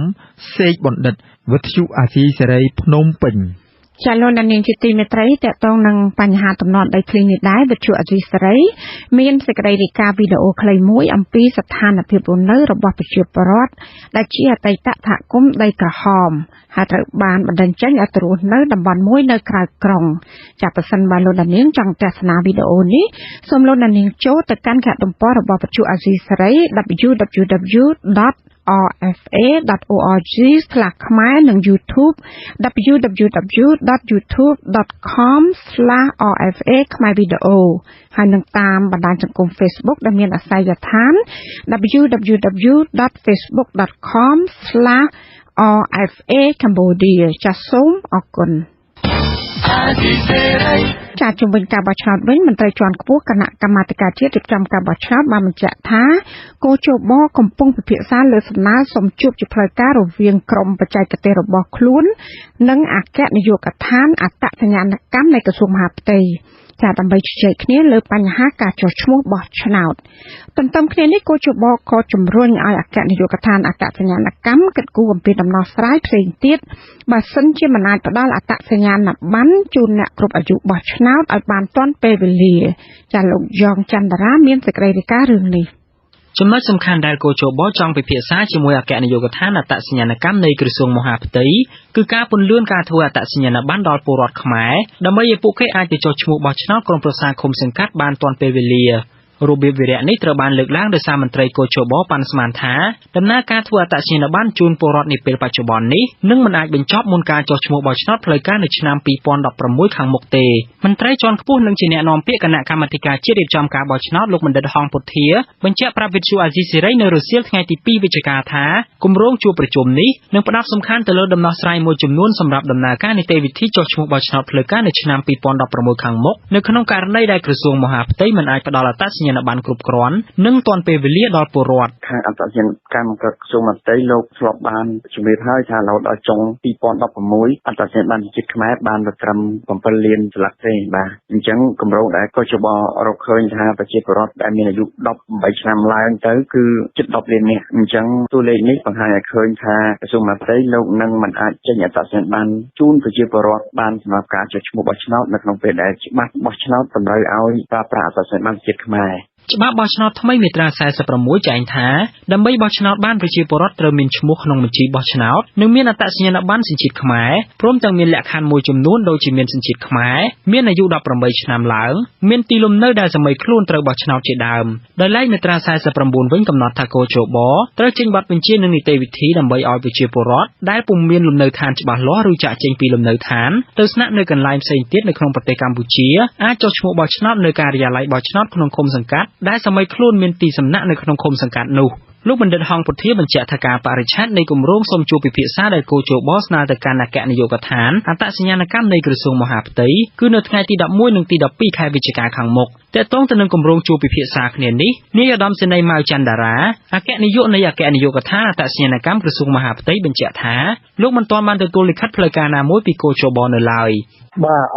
មានសំណើយើងត្រៀមខ្លួនចំណុចបាទអីទេគឺត្រៀមខ្លួនសម្រាប់ការជួបជជែកគ្នាបញ្ហានេះបញ្ហាអីរាំងស្ទះអីទេបាទឆ្លើយតបចំពោះក្តីព្រួយបារម្ភរបស់គូជបអំពីភាពយឺតយ៉ាវនៃការធ្វើអត្តសញ្ញាណប័ណ្ណជូនពលរដ្ឋខ្មែរមន្ត្រីជាន់ខ្ពស់ក្រសួងមហាផ្ទៃរូបនេះបញ្ជាក់ថាលោកមិនចង់ឃើញគូជបទម្លាក់កំហុសមកលើតែអង្គភាពរបស់លោកនោះទេពីព្រោះនេះជាកិច្ចការដែលត្រូវធ្វើរួមគ្នាលោកម៉ៅច័ន្ទរាបញ្ជាក់ថារហូតមកដល់ពេលនេះអគ្គនាយកដ្ឋានអត្តសញ្ញាណកម្មក្រសួងមហាផ្ទៃផលិតអត្តសញ្ញាណប័ណ្ណគំរូថ្មីបានជិត6លានប័ណ្ណផ្អែកតាមច្បាប់បោះឆ្នោតគ្មាននរណាបដិសេធអត្តសញ្ញាណប័ណ្ណចាស់ គឺមួយក៏ថ្មីអីទេគឺវាមានតម្លៃប្រើប្រាស់នេះនឹងបាទតែគាត់មានបានសម្លឹងឃើញខ្លួនគាត់ទេគាត់ធ្វើ10លានយ៉ាងហ្នឹងគាត់ធ្វើតតហើយគាត់ចេះតែចោទពីបញ្ហាអត្តសញ្ញាណប័ណ្ណហ្នឹងមិនកើតជុំវិញគម្រោងជួបប្រជុំគ្នានេះដែរលោកស៊ិនទិតសេហាដែលជាមន្ត្រីផ្នែកអង្គការនៃអង្គការ Confrel គិតថាវាជាការប្រសើរដែលស្ថាប័នជំនាញទាំងពីរអាចសហការគ្នាដើម្បីសម្រួលដល់ដំណើរការចុះឈ្មោះបោះឆ្នោតរបស់ពលរដ្ឋលោកស៊ិនទិតសេហាយល់ឃើញថាការចេញលិខិតបញ្ជាក់អត្តសញ្ញាណដល់ពលរដ្ឋដើម្បីយកទៅប្រើប្រាស់ក្នុងការចុះឈ្មោះបោះឆ្នោតគឺជាដំណោះស្រាយមួយដ៏ល្អសម្រាប់អ្នកមិនទាន់មានអត្តសញ្ញាណប័ណ្ណប៉ុន្តែលោកចង់ឲ្យស្ថាប័នទាំងពីរត្រូវធ្វើដោយមានតម្លាភាពជៀសវាងការចេញលិខិតដោយមិនត្រឹមត្រូវដល់ជនអន្តោប្រវេសន៍ខុសច្បាប់ឬមានការរើសអើងចំពោះសកម្មជនគណបកនយោបាយយើងស្នើឲ្យខាងក្រសួងហាផ្ទៃនិងកោចបហ្នឹងពង្រឹងទូតពិនិត្យការចេញហ្នឹងឲ្យមានតម្លាភាពហើយនៅពេលដែលចេញហ្នឹងត្រូវមាននយោបាយការឲ្យបានស្គាល់ថានៅឆ្នាំ2016ពេលចុះឈ្មោះហ្នឹងអាជ្ញាធរចេញបានប្រមាណហើយគោលបញ្ជីហ្នឹងបើល្អមែនទែនផុតហ្នឹងគឺអាចបើកឲ្យខាងគណៈបកនយោបាយឬក៏អង្គការសង្គមស៊ីវិលក៏អាចធ្វើសកម្មកម្មបានធ្វើការត្រួតពិនិត្យបានគណៈកម្មាធិការជាតិរៀបចំការបោះឆ្នោតកំពុងដំណើរការចុះឈ្មោះបោះឆ្នោតសាកល្បងតាមប្រព័ន្ធបច្ចេកវិទ្យាកុំព្យូទ័រចាប់ពីថ្ងៃទី1ដល់ថ្ងៃទី15ខែវិច្ឆិកាដោយឡែកការចុះឈ្មោះបោះឆ្នោតក្រុមប្រឹក្សាឃុំសង្កាត់ផ្លូវការនឹងប្រព្រឹត្តទៅចាប់ពីខែមីនាដល់ខែឧសភាឆ្នាំ2016ហើយកោចបនឹងផលិតបានបញ្ជីឈ្មោះអ្នកបោះឆ្នោតនៅខែសីហាឆ្នាំ2016ការបោះឆ្នោតក្រុមប្រឹក្សាឃុំសង្កាត់អាណត្តិទី4នឹងប្រព្រឹត្តទៅនៅឆ្នាំ2017ខាងមុខខ្ញុំយ៉ងច័ន្ទតារាវិទ្យុអាស៊ីសេរីភ្នំពេញលោកនាងកញ្ញាត្រូវបានស្ដាប់ព័ត៌មានប្រចាំថ្ងៃរបស់វិទ្យុអាស៊ីសេរីពីរដ្ឋធានី Washington សូមលោកនាងក្រុងចាំស្ដាប់សេចក្តីរាយការណ៍ផ្សេងៗទៀតនៅក្នុងការផ្សាយរបស់យើងនាពេលបន្តិចទៀតនេះ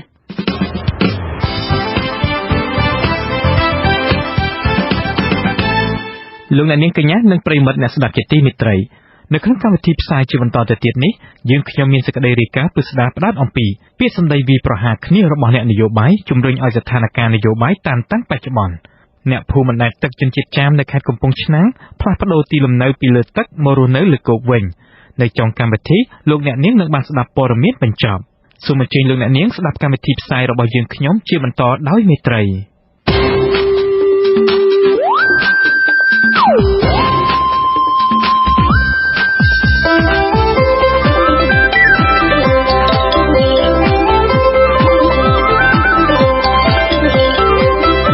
សេចក្តីរាយការណ៍ពិស្ដារ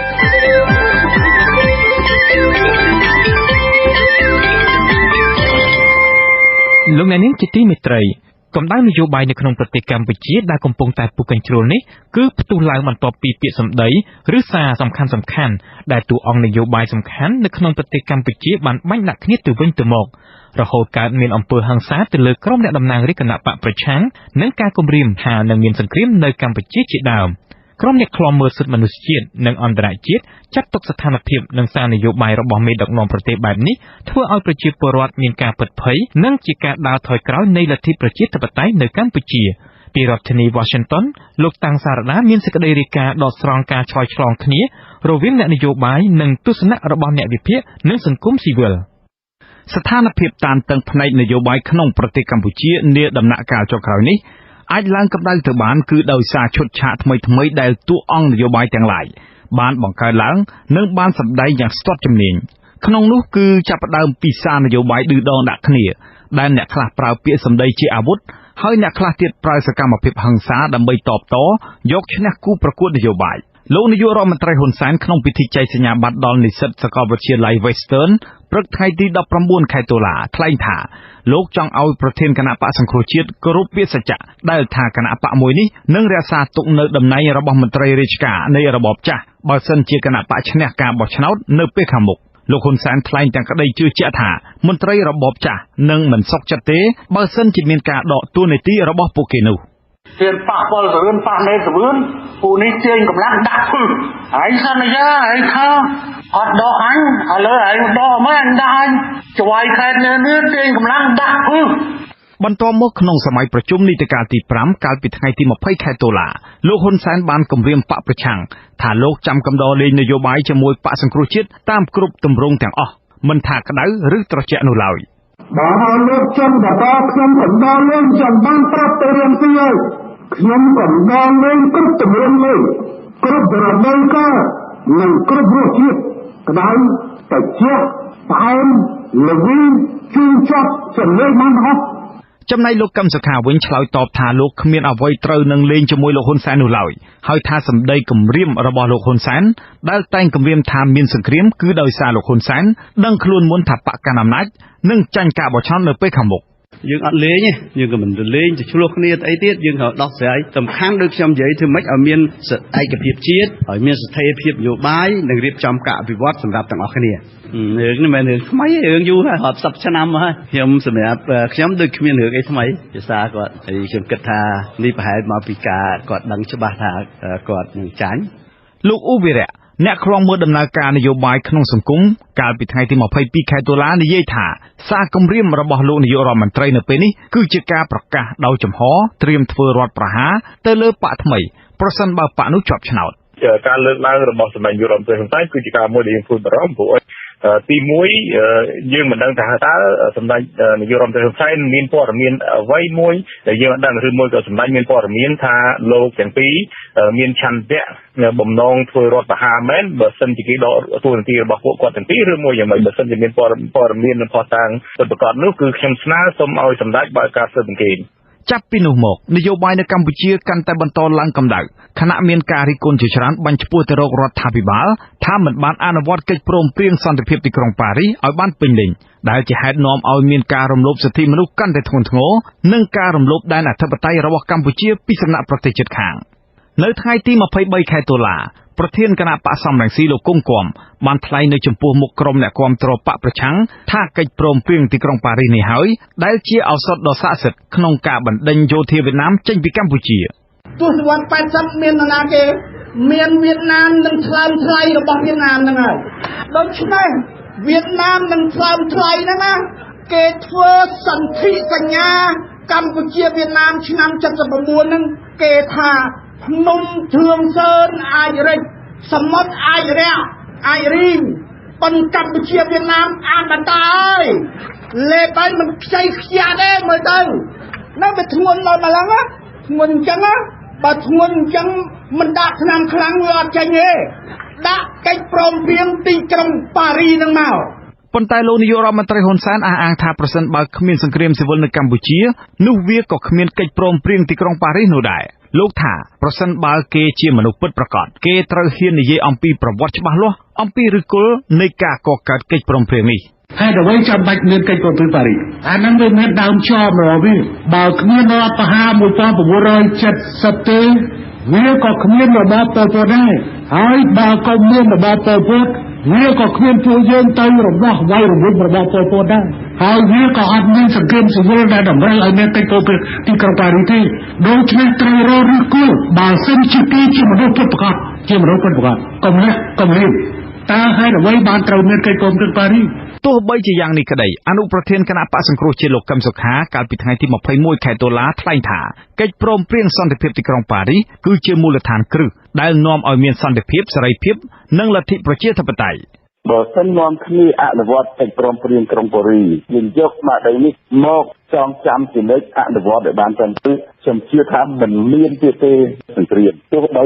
គណៈបកណាឈ្នះឆ្នោតក៏ដោយ ទីពីរយើងឃើញស្មារតីនៃកិច្ចព្រមព្រៀងទីក្រុងប៉ារីសនេះក្រៅពីការបញ្ចប់សង្គ្រាមគឺគេឲ្យកសាងកម្ពុជានឹងកសាងគ្រឹះនៃលទ្ធិប្រជាធិបតេយ្យ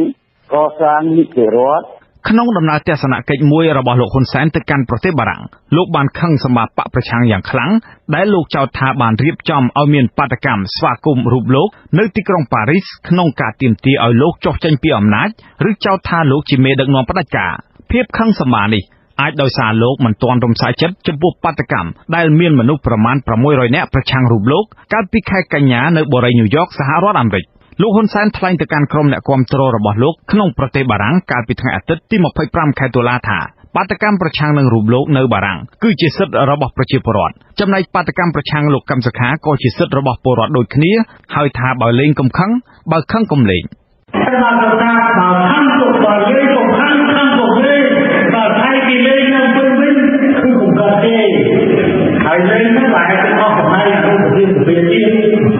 មជ្ឈដ្ឋានសាធារណជាតិនិងអន្តរជាតិចាត់ទុកសម្ដីរបស់លោកហ៊ុនសែនថាអាចជាការបញ្ឆេះកំហឹងញុះញង់ឲ្យប្រព្រឹត្តហិង្សា មួយថ្ងៃក្រោយមកក៏កើតមានបាតកម្មដោយមនុស្សរាប់ពាន់នាក់ទាមទារឲ្យលោកកឹមសុខាចុះចេញពីតំណែងអនុប្រធានរដ្ឋសភា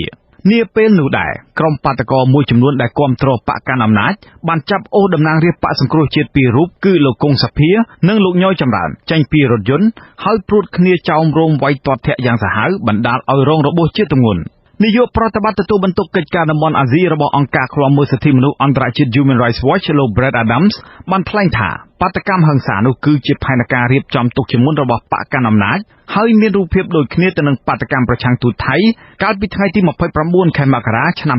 2003ហើយនឹងព្រឹត្តិការណ៍បង្ហូរឈាមដោយគប់គ្រាប់បែកកាលពីឆ្នាំ1997លោក Brett Adams គូបញ្ជាក់ថាមនុស្សមួយចំនួនដែលចូលរួមធ្វើបាតកម្មទម្លាក់លោកកឹមសុខាចេញពីតំណែងអនុប្រធានរដ្ឋសភាគឺជាមនុស្សដែលបានចូលរួមបង្ក្រាបបាតកោរបស់បកសង្គ្រោះជាតិនាពេលកន្លងមក We have begun an effort to match photos from different យើងបានចាប់ផ្ដើមប្រឹងប្រែងទៀងទាត់រូបថតអ្នកចូលរួមក្នុងព្រឹត្តិការណ៍បង្ក្រាបបាតកម្មជាច្រើនរួមទាំងព្រឹត្តិការណ៍ដែលកើតឡើងកាលពីថ្ងៃច័ន្ទផងដែរហើយឃើញថារូបភាពអ្នកទាំងនោះមួយចំនួនមានមុខដូចគ្នាទៅនឹងភ្នាក់ងាររបស់រដ្ឋាភិបាលដែលចូលរួមបង្ក្រាបបាតកម្មរបស់បកប្រឆាំងកាលពីពេលកន្លងទៅវាក៏គួរឲ្យមានការចាប់អារម្មណ៍ផងដែរដែលលោកហ៊ុនម៉ាណីជាកូនប្រុសរបស់លោកហ៊ុនសែនអំពាវនាវឲ្យមានការស៊ើបអង្កេតវែកមុខជនដៃដល់នៃអំពើហិង្សានោះខ្ញុំសូមស្នើឲ្យលោកគួរទៅឆ្លុះកញ្ចក់ហើយសួរខ្លួនឯងថាតើបាតកម្មហិង្សានេះមានការរៀបចំបែបណាទៅវិញប្រសើរជាងខ្ញុំគិតថាប្រហែលជាគាត់ដឹងនៅចម្លើយនោះក្រោយបាតកម្មហិង្សាមួយថ្ងៃគឺនៅថ្ងៃទី27ខែតុលាលោកសំរងស៊ីសរសេរនៅក្នុង Facebook របស់លោកថាលោកហ៊ុនសែនចង់រកលេសប្រើអំពើហិង្សាកាន់តែច្រើនដើម្បីបង្កើតព្រឹត្តិការណ៍អវិជ្ជមាននិងអធម្មនុញ្ញជៀសវាងកុំឲ្យមានការបោះឆ្នោតពេលខាងមុខលោកសំរងស៊ីសរសេរថាលោកហ៊ុនសែនដឹងថាការបោះឆ្នោតខាងមុខមិនឈ្នះនិងដើម្បីរក្សាអំណាចបានច្រើនឆ្នាំតទៅទៀតហេតុនេះលោកហ៊ុនសែនកំពុងប្រើវិធីស្រដៀងក្រុមហ្វាស៊ីសនៅប្រទេសអ៊ីតាលីតែកទិនទៅនឹងបញ្ហានេះអ្នកនាំពាក្យគណៈបកប្រជាជនកម្ពុជាលោកសុកអេសានទាមទារឲ្យលោកសំរងស៊ីសុំទោសលោកនាយករដ្ឋមន្ត្រីហ៊ុនសែនជាសាធារណៈអំពីការប្រៀបធៀបរបៀបដឹកនាំនៅកម្ពុជាស្រដៀងគ្នាទៅនឹងរបបហ្វាស៊ីសបើមិនដូច្នោះទេនោះបកកណ្ដាលអំណាចនឹងទាត់ចោលវប្បធម៌សន្តានារវាងបកទាំងពីរបញ្ហានេះសម្ដេចទាមទារឲ្យអាដាមសំរងស៊ីធ្វើការសុំទោសជាសាធារណៈអានឹងបានគាត់ព្រមគ្មានការសុំទោសជាផ្លូវការជាសាធារណៈទេអានឹងគាត់មិនអាចចរចាជាមួយអាដាមសំរងស៊ីបានតទៅទៀតទេមួយថ្ងៃក្រោយមកតំណាងរាស្ត្រគណៈបកប្រជាជនបានបោះឆ្នោតដកលោកកឹមសុខាពីអនុប្រធានទី1រដ្ឋសភាសង្គមស៊ីវិលហៅការដកលោកកឹមសុខាពីតំណែងថាជាការបំបិទមាត់បកប្រឆាំងក្នុងស្ថានភាពនយោបាយស្រុកទេសដែលកំពុងរង្គោះរង្គើនេះពលរដ្ឋសាមញ្ញអាជីវករនិងក្រុមអ្នកវិនិយោគសង្គមស៊ីវិលរួមទាំងអ្នកវិភាគមួយចំនួនសម្ដែងក្តីបារម្ភចំពោះបញ្ហាអសន្តិសុខសង្គមអាចនឹងកើតមានឡើងហើយអាចជះឥទ្ធិពលដល់សុវត្ថិភាពផ្ទាល់ខ្លួនរបស់ពួកគេអ្នកវិភាគស្ថានភាពសង្គមគឺលោកកែមលីបានប្រាប់វិទ្យុអាស៊ីសេរីកាលពីថ្ងៃទី28ខែតុលាថាពេលលោកធ្វើការវិភាគម្ដងលោកមិនដែលគិតថាលោកនៅមានជីវិតនោះឡើយនៅពេលដែលខ្ញុំវិភាគម្ដងខ្ញុំមិនដែលគិតថាខ្លួនខ្ញុំនឹងមានជីវិតទេពីព្រោះស្ថិតនៅក្នុងប្រទេសមួយដែលមានខ្លាច្រើនដែលមានពស់វែកច្រើនដែលមានឆ្លាមច្រើនប៉ុន្តែបើសិនជាយើងនាំគ្នាខ្លាចយើងនាំគ្នាខ្លាចទាំងអស់គ្នាយើងអត់អាចមានលទ្ធភាពដល់គំរូដល់យុវជនទេយើងអត់មានលទ្ធភាពកែប្រែប្រទេសយើងទេទន្ទឹមទៅនឹងការព្រួយបារម្ភនេះឧត្តមស្នងការនៃអង្គការសហប្រជាជាតិទទួលបន្ទុកផ្នែកសិទ្ធិមនុស្សប្រចាំនៅក្នុងទីក្រុងហ្សឺណែវប្រទេសស្វីសចេញសេចក្តីថ្លែងការណ៍ចាត់ទុកបរិយាកាសនយោបាយនៅកម្ពុជាថាធ្លាក់ដុនដាបសម្រាប់អ្នកនយោបាយនិងសកម្មជនបកប្រឆាំងខ្ញុំតាំងសារដាវិទ្យុអាស៊ីសេរីពីរដ្ឋធានី Washington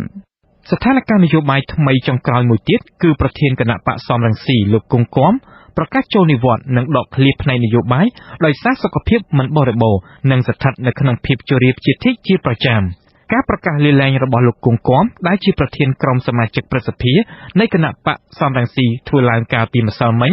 បន្ទាប់ពីមានអំពើហិង្សារបស់ក្រុមបាតកោដែលគាំទ្របកកាន់អំណាចទៅលើកូនប្រុសរបស់លោកកាលពីថ្ងៃទី26ខែតុលាបណ្ដាលឲ្យរងរបួសជាទម្ងន់លោកគង់គំវ័យ75ឆ្នាំរូបនេះធ្លាប់ជាមន្ត្រីជាន់ខ្ពស់មួយរូបនៃគណៈបកប្រជាជនកម្ពុជាលោកធ្លាប់បម្រើការងារនៅក្រសួងការបរទេសជាមួយលោកនាយករដ្ឋមន្ត្រីហ៊ុនសែននៅឆ្នាំ1981លោកបានធ្វើជាឯកអគ្គរដ្ឋទូតកម្ពុជាប្រចាំប្រទេសវៀតណាមលោកបានឡើងតំណែងជាអនុរដ្ឋមន្ត្រីក្រសួងការបរទេសរដ្ឋកម្ពុជានិងជាសមាជិកការិយាល័យមជ្ឈិមបក្សនៃគណៈបកប្រជាជនកម្ពុជានៅក្នុងឆ្នាំ1985 លោកគង់គំបានប្រឡូកនយោបាយអស់រយៈពេល20ឆ្នាំជាមួយគណៈបកជាតិខ្មែររហូតដល់គណៈបកសំរងស៊ីនៅថ្ងៃទី2ខែវិច្ឆិកាឆ្នាំ1995ដល់ថ្ងៃទី2ខែវិច្ឆិកាឆ្នាំ2015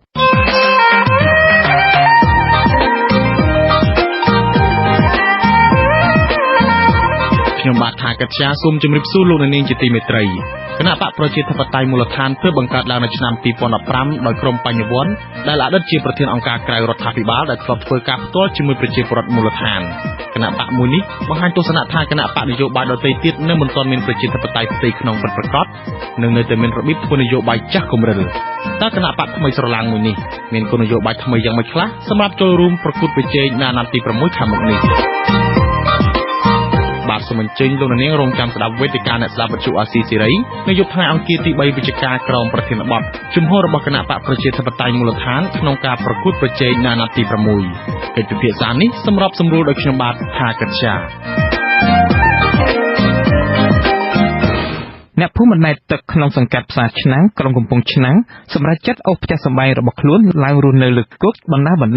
ខណៈអាជ្ញាធរអំពាវនាវឲ្យជនជាតិវៀតណាមជនជាតិចាមនិងខ្មែរដែលរស់នៅលើបឹងទន្លេសាបជិត 1000 គ្រួសាររកទិញដីសង់ផ្ទះរស់នៅលើគុកដោយខ្លួនឯងតើអ្នកភូមិដែលមានដីនិងសម្រាប់ចាត់ឡើងរស់នៅលើគុកមុនគេនោះមានស្ថានភាពរស់នៅបែបណា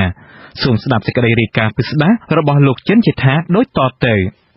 ផ្ទះប្រក់សង្កសីបាំងជញ្ជាំងក្តាររបស់ជនជាតិចាមជាង10ខ្នងដែលអ្នកភូមិនាំគ្នាសែងនិងផ្ទះខ្លះជួលគ្រឿងចាក់អូសចេញពីផ្ទៃទឹកមករស់នៅលើគោកបានរយៈពេលកន្លះខែហើយផ្ទះដែលតម្រៀបគ្នាជាជួរនេះស្ថិតនៅភូមិ5សង្កាត់ខ្សាមមានចម្ងាយប្រមាណ100ម៉ែត្រពីច្រាំងទន្លេនៃស្ថានីយ៍ទឹកស្អាតអានកូខណៈដែលដីស្រែប្រាំងនៅតំបន់នោះមានឈ្មួញពុះជ្រៀកជាឡូលក់ស្ទើរសពដីស្ត្រីវ័យ53ឆ្នាំម្នាក់កំពុងដេកយកតកកស្អំពោះបណ្ដាលនិងលក់នំឲ្យក្មេងនៅរៀនហាលមុខផ្ទះបណ្ដាលគឺអ្នកស្រីជាមុំមានប្រសាសន៍ថារូបគាត់មិនស្រួលពោះជាប្រចាំហើយដាក់នំកញ្ចប់លក់ឲ្យក្មេងៗក្នុងភូមិប្រហែល10ផ្ទះដែលទើបរុះរើមករស់នៅក្បែរគ្នាគ្រាន់បានប្រាក់ដោះទាល់អ្នកស្រីថារូបគាត់ផ្ទាល់អាចរស់នៅលើគោកបានប៉ុន្តែកូនក្មួយលំបាកនៅឆ្ងាយពីមុខរបរនេសាទរឿងខ្ញុំចាស់ទុំនៅក្នុងផ្ទះហ្នឹងអូនហើយរស់នៅតាមតែក្មួយកូនចៅចិញ្ចឹមហ្នឹងចេះតែដាក់លេងទៅកូនក្មេងហូបទៅមនុស្សចាស់ហូបទៅទិញទួចហ្នឹងហើយ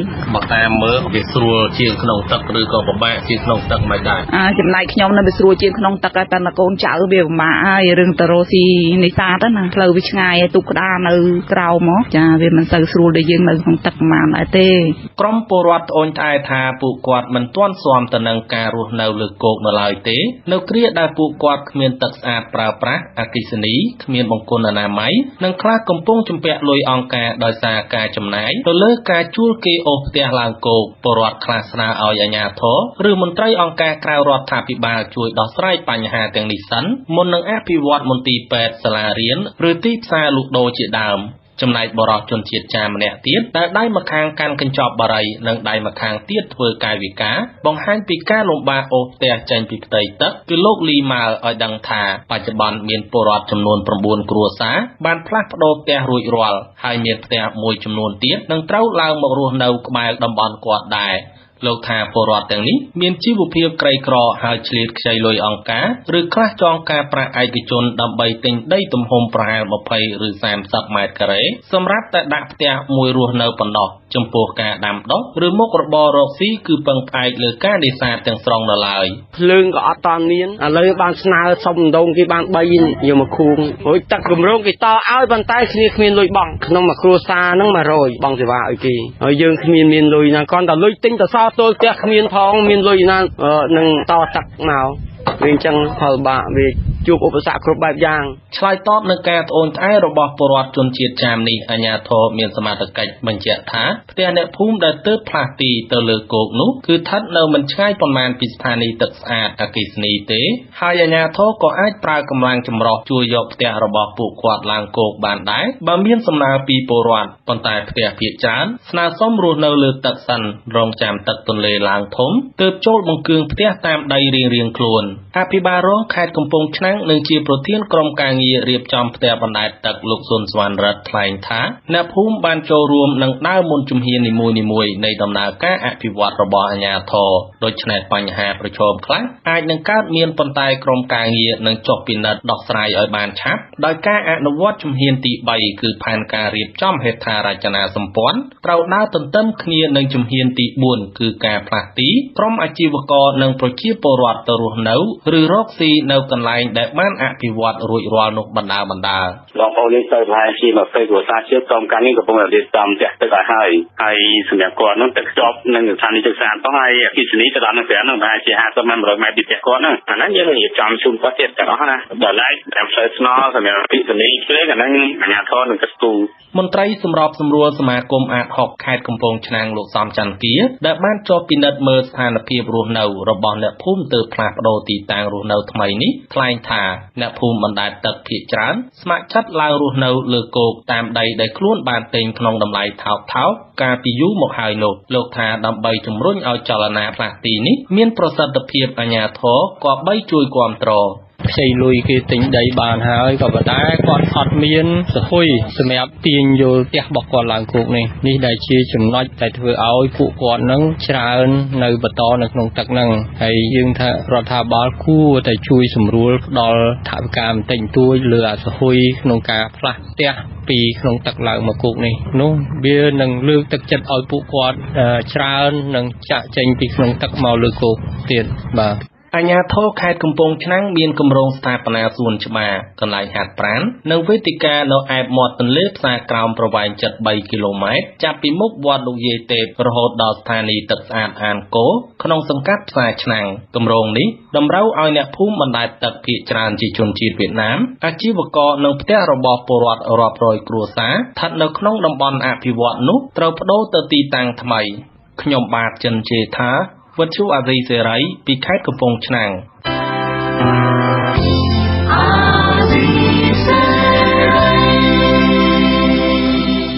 ជាបន្តទៅទៀតនេះនាងខ្ញុំម៉ៅសុធានីសូមជូនព័ត៌មានបញ្ចប់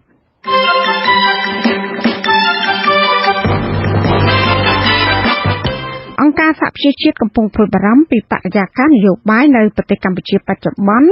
បន្ទាប់ពីកើតមានអំពើហិង្សាវាយប្រហារអ្នកតំណាងរាស្ត្រគណៈបក្សសង្គ្រោះជាតិពីររូបគឺលោកញ៉យចម្រើននិងលោកគង់សុភាកាលពីថ្ងៃទី26ខែតុលាអង្គការសហប្រជាជាតិចាត់ទុកការវាយប្រហារនេះគឺជាការរៀបចំទុកជាមុនប៉ុន្តែមន្ត្រីនាំពាក្យក្រសួងមហាផ្ទៃលោកខៀវសុភ័ក្រប្រតិកម្មតបថាលោកមិនខ្វល់ពីបញ្ហាលើកឡើងរបស់អង្គការសហប្រជាជាតិនោះទេចាលោកសំរងស៊ីប្រធានគណៈបច្ចុប្បន្នអះអាងថាវប្បធម៌សន្តានាមានសារៈសំខាន់និងនៅតែជាយន្តការចាំបាច់សម្រាប់កម្ពុជាបញ្ហានេះមន្ត្រីជាន់ខ្ពស់បកប្រជាជនកម្ពុជាយល់ឃើញថាការពិតវប្បធម៌សន្តានានេះគឺវាពុំមែនជារឿងថ្មីឡើយសម្រាប់បកខ្លួនអ្នកវិភាគសង្គមចាត់ទុកថាបកនយោបាយធំៗទាំងពីរនៅតែរំលោភលើសេចក្តីទុកចិត្តគ្នាទៅវិញទៅមកបើទោះបីជាត្រូវចងដោយគោលការណ៍និងសេចក្តីថ្លែងការណ៍នយោបាយរួមកាលពីខែកក្កដាឆ្នាំ2014ក៏ដោយតកតងនឹងករណីគម្រាមសម្លាប់លោកបណ្ឌិតសុកទូចប្រធានក្រុមការងារស្រាវជ្រាវកិច្ចការព្រំដែនភរិយាជនសង្ស័យអំពីនេះឲ្យតុលាការពិចារណាទម្លាក់ការចោទប្រកាន់ស្វាមីគាត់ដែលកំពុងជាប់ឃុំហើយនឹងស្នើសុំឲ្យលោកសុកទូចដកពាក្យបណ្ដឹងពីតុលាការប៉ុន្តែលោកសុកទូចលើកឡើងថាលោកមិនមែនជាដើមបណ្ដឹងក្នុងការចាប់ខ្លួនជនសង្ស័យនោះទេចាលោកនាងជាទីមេត្រីនៅខេត្តស្ទឹងត្រែងនៅវិញប្រជាប្រដ្ឋ6គ្រួសារចោទមេបញ្ជាការបរតនាធំង42ថាបានរំលោភដីធ្លីអាស្រ័យផលរបស់ពួកគាត់បរដ្ឋអះអាងថាមន្ត្រីយោធានោះបានខ្ចីដីពួកគាត់ជិត20ហិកតាកាលពីឆ្នាំ2010ដើម្បីបង្ហាត់កងទ័ពបាញ់ស៊ីបជាបណ្ដាអាសន្នប៉ុន្តែក្រោយមកលោកមិនព្រមប្រគល់ដីនោះឲ្យប្រដ្ឋវិញទេតែបែរជាចាត់ប្រកាន់ប្រដ្ឋថាកាន់កាប់ដីធ្លីខុសច្បាប់ចាចំណែកនៅខេត្តកោះកុងប្រជាប្រដ្ឋប្រមាណជាជិត100នាក់នៅតែបន្តនាំគ្នាតវ៉ាចូលដល់ថ្ងៃទី4ហើយកាលពីថ្ងៃច័ន្ទម្សិលមិញគឺនៅក្បែរស្នាក់ការក្រុមហ៊ុនចិនឈ្មោះយូនៀនដើម្បីទាមទារឲ្យក្រុមហ៊ុននេះបញ្ឈប់ការឈូសឆាយផលដំណាំរបស់ពួកគាត់ចាស់កងកម្លាំងសមត្ថកិច្ចនិងសន្តិសុខក្រុមហ៊ុននៅតែដាក់ពង្រាយចាំឃ្លាំមើលបរិបទទាំងនោះដោយពុំទាន់មានកិច្ចអន្តរាគមន៍ដោះស្រាយយ៉ាងណានោះឡើយ